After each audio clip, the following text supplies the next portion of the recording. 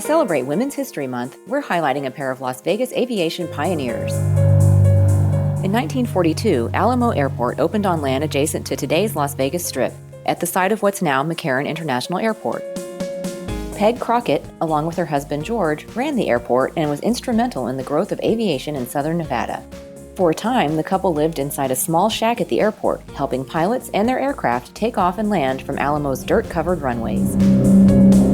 During World War II, civilian women trained at Alamo and other U.S. airports to help move military aircraft across the United States. I felt good about it because women didn't fly much in those days, and I felt I had a place and a duty to the women. A licensed pilot as a teenager, Peg took part in what became known as the Women's Auxiliary Ferrying Squadron. She interacted with Las Vegas legends like Howard Hughes and Bugsy Siegel, and witnessed 1958's World Endurance Flight, when two pilots kept a Cessna 172 airborne for nearly 65 days.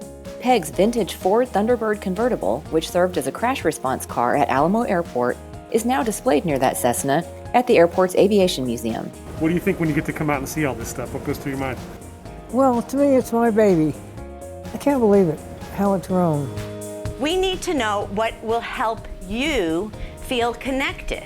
Another pioneering woman in aviation, Rosemary Vassiliadis, followed in Peg Crockett's footsteps when she began a career as deputy director at LAS in 1997.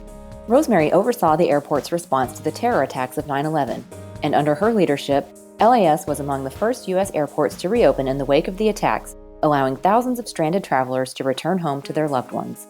During her tenure at McCarran, the airport has grown to include the additions of the D Concourse, a consolidated rental car center, and Terminal 3.